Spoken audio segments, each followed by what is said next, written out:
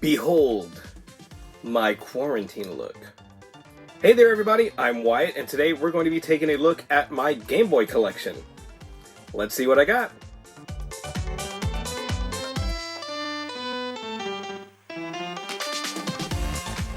So to start things off, I'm going to show you guys the different systems I have.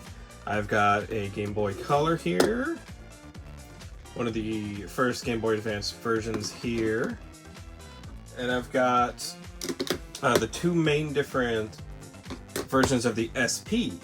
So for some of you who may not know, of course with every game system there are a bunch of different versions, limited editions, special cases and stuff like that. But with the Nintendo SP, the Game Boy Advance SP, there are two main versions. So these are the two different versions. The one with the slightly less bright screen, that was the original. And then one of the criticisms they got about it was that the screen wasn't... It was bright enough to play, but wasn't as clean and crisp as they made the second one. Look at that. Beautiful. Now with my game systems, I try to take care of them. They are a little slightly roughed up. To be fair, this one is pretty roughed up, but I bought it secondhand, and you can see stickers are just completely missing on it. But that one I bought secondhand. But even then, I still like to play with my systems. I like to pop the games in and, play Tetris or Pokemon Puzzle-y or whatever every now and then. So my systems do have a few scuffs here and there. Alright, next are the games. I will be showing these in kind of the different eras of the Game Boy. So to start off with, we have Baseball for the Nintendo Game Boy.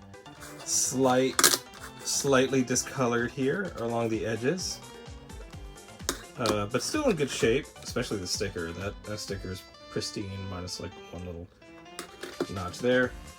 I've got Super Mario Land 2, the 6 golden coins with slight fading. Now for the most part with my games, I like the same thing with my consoles.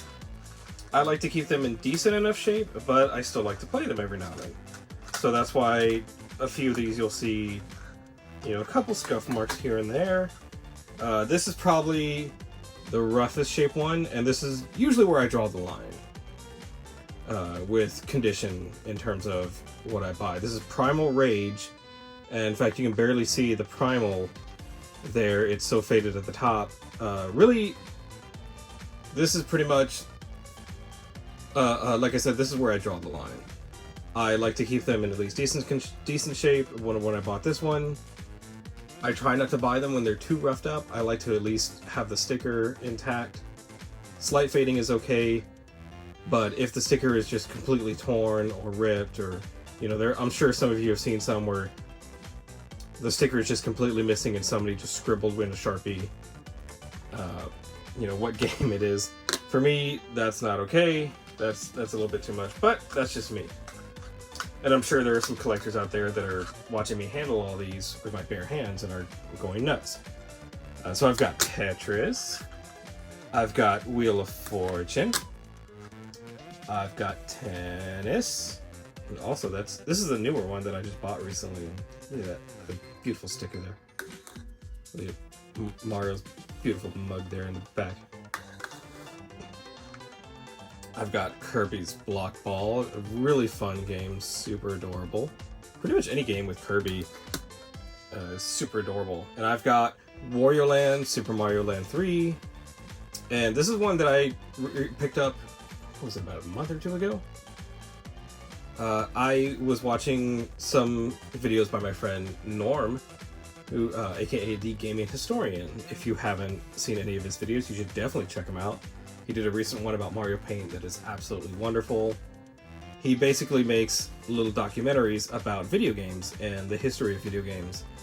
And he did one talking about the entire Super Mario Land series for the Game Boy. And the way I had actually never played Wario Land, the original. I had played and of course heard of all the original, or all the other Wario Lands, 3, 4, what was the one for the Wii, Shake It. I had played that one, but I had never played the original. And when he described it and showed what it was, and the history behind it, I immediately had to go out and go find a copy. And then next, we've got some of my imports. Now I have a few different imported games. This is Tetris Attack, starring Yoshi. Super cute. I actually didn't know that there was a Game Boy version of this game until I saw it. Of course, a lot of people know about the Super Nintendo version. I didn't realize there was a Game Boy until I believe this was at Retropalooza in Dallas. I think that's where I found this one. I just was fishing through one of their like $3 boxes or $5 boxes or whatever, and I found that at a booth. I've got Pipe Dream. This is a really cool little puzzle game. If you've played any, there are a bunch of different games out there that have like little mini games where you have the different puzzle or the different pipe pieces, and you have to make them fit, get the water from one side of the puzzle to the other. That's basically what this is as a full game. Then I've got Super Black Bass Pocket 2. This is pretty much the only game that I have a box for. It came in box, unwrapped. It wasn't sealed. But yeah, I've got the box for it and the manual for it, and it's like an entire fishing sim game, but of course it's in Japanese, so I kind of have to fumble my way through it and look up translations here and there. I have the Japanese versions of Link's Awakening. Such a fun game. And then look at that anime. Look at that anime sticker. Such beautiful art. And then last but not least, for this era of Game Boy at least, I have Pokemon Green. One of the very first Pokemon games ever to come out. And this one is in pretty decent shape. It definitely, it's got the stickers a little bit, got a couple of dings here and there, but for the most part, pretty solid. Now for this next era of games, these are the cartridges and games that can be played on both the original Game Boy and the Game Boy Color. They are Game Boy Color games, but they are able to work on an original Game Boy system. So this is kind of this is the bridge between Game Boy and Game Boy Color. So to start things off, I've got Pokemon Red. I actually found that at SGC, I believe it was 2015. I fired it up recently. For those of you who follow me on Twitter, you may have seen that I completely forgot I had named my rival Sunder after Jimmy from the Dex. Some more Pokemon goodness. I've got Pokemon Trading Card Game.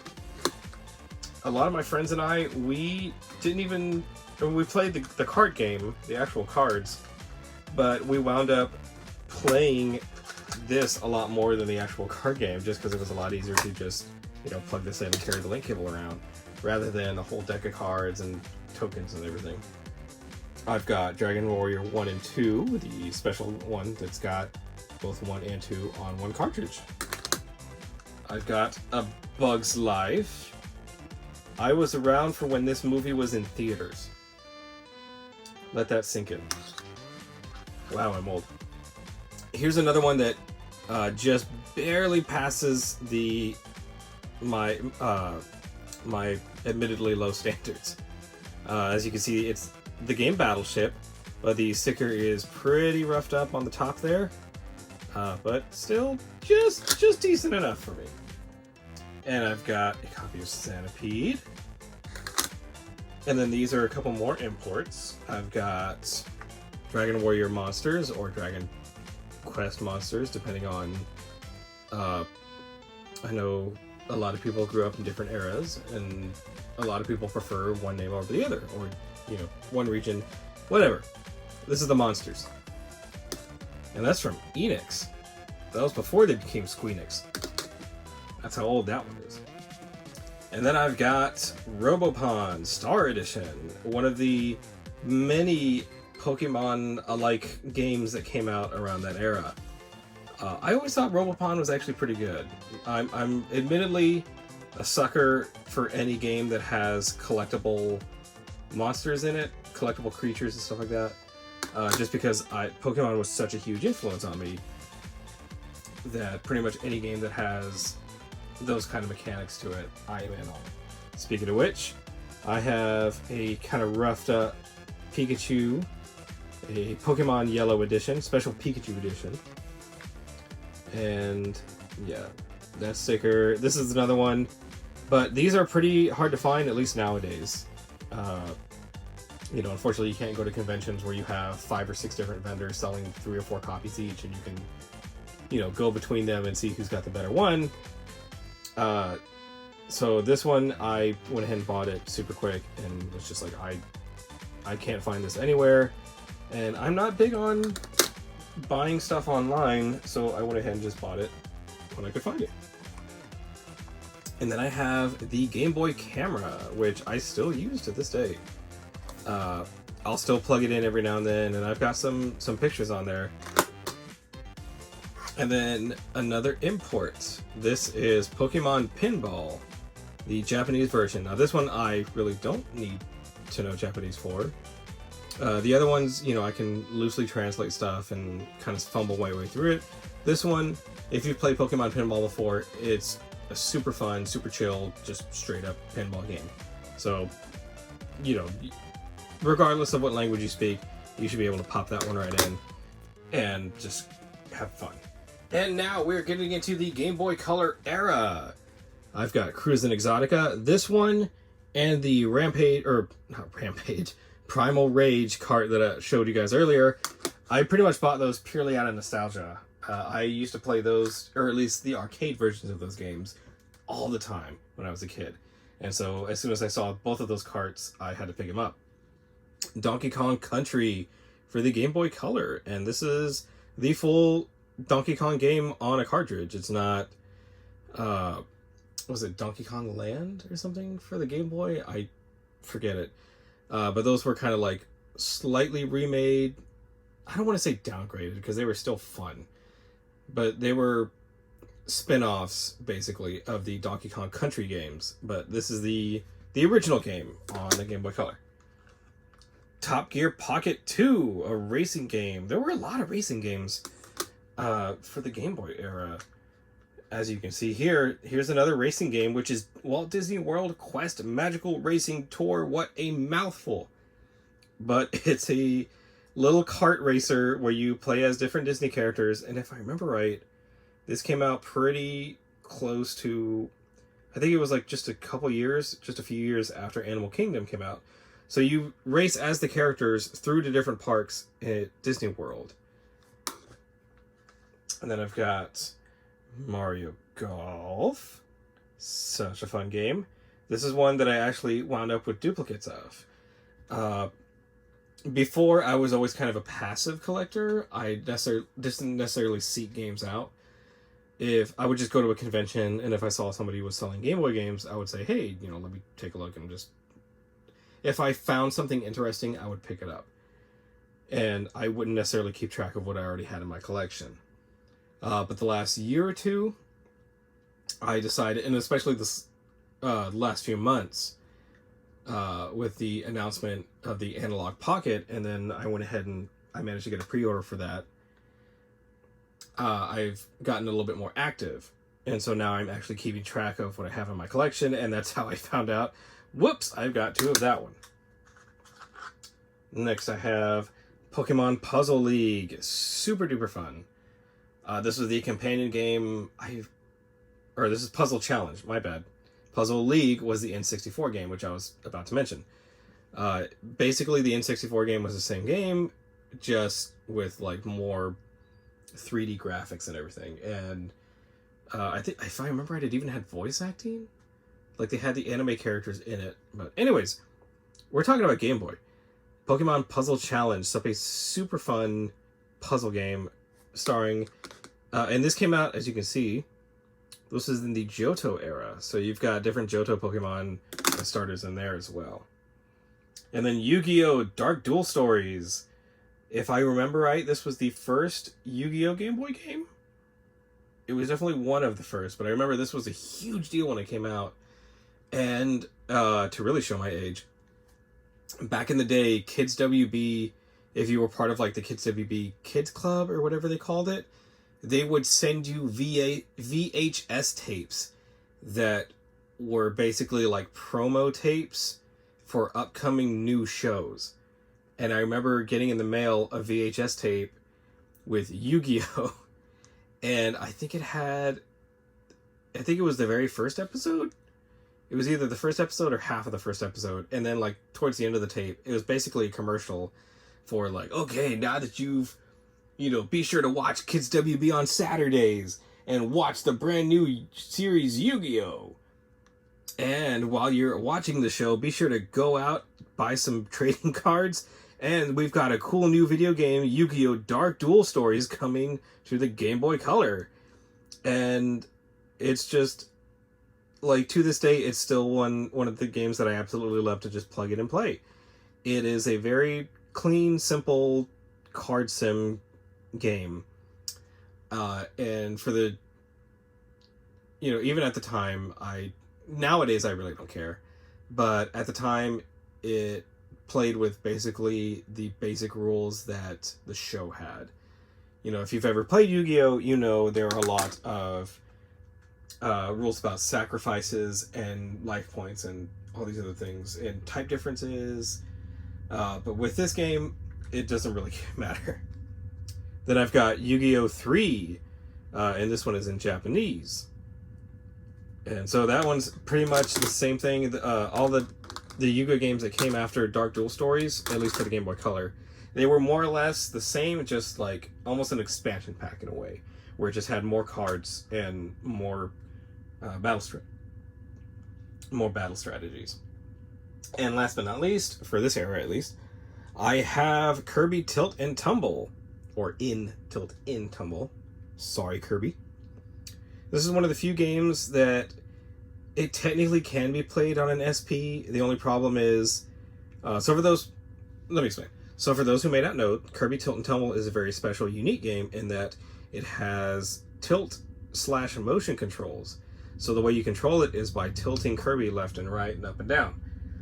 The problem with that is that it's perfect for the game systems where, the system is upright like this, because then you just plug it in and then tilt left and right like that. The problem is with the Game Boy Advance SP, the cartridge goes in upside down. So Kirby is suddenly, you're having to tilt forward to go up, tilt forward to go down, tilt back to go up. It just flips it in a way that's a little bit more of a hassle. So usually just play that one on a normal Game Boy Color. And last but not least, we've got the Game Boy Advance era. So here we go.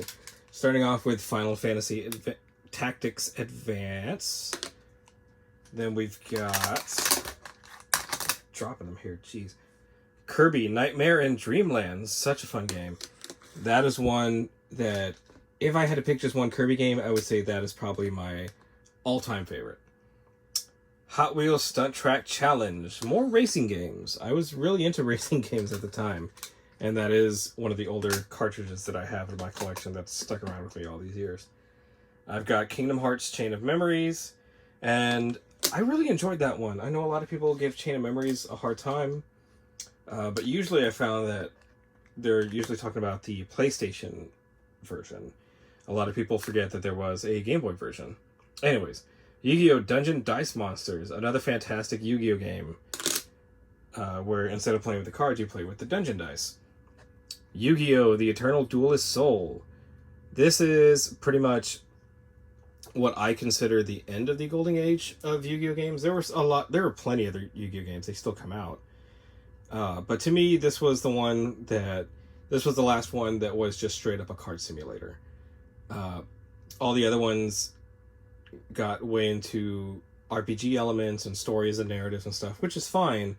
But, sometimes you want to just plug it in and play a quick match. You don't want to go through towns and overworlds and, hit certain narrative points and plot threads and stuff. You just want to play the card game. Then I've got Lego Bionicle. If I remember right, this is the very first Lego game, very first Lego Bionicle game. This is basically the prequel to the comics. If you read the old comics, where it starts off immediately with the Toa landing on the shores, this basically shows the island and the Matoran and the villagers and everybody before the Toa came and you basically have to get the island ready for them, more or less. I've got Jurassic Park 3 Park Builder. This one I've been playing a lot lately, getting ready for Jurassic World 3. It's just, I'm really pumped for that movie. Then I've got Godzilla Domination, a really cool Godzilla fighting game for the Game Boy Advance. This came out around the time of Godzilla Destroy All Monsters, when that game hit GameCube. And so you had kind of like a smaller companion game to go with it for the handhelds. Then I've got Metroid Fusion.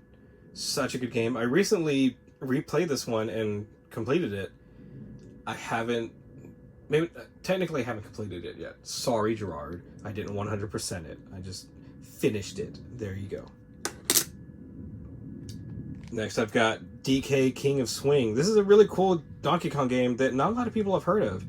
Basically, you control Donkey Kong with pretty much just the left and right buttons, the shoulder buttons. And the way it works is there are a bunch of different little pegs all over the screen and all over the world and everything, and you swing left to right using those. And it comes into all sorts of cool mechanics where you have to grab onto a peg with one hand and then kind of just swing around on one hand, grabbing a rock or whatever with your right hand. So you have to time it. So like if you're swinging like this, you have to time it to grab it just right up here, and then time it just right to let go of the rock so that it goes flying this way towards one of the bad guys and causing damage. Next I've got Super Mario World.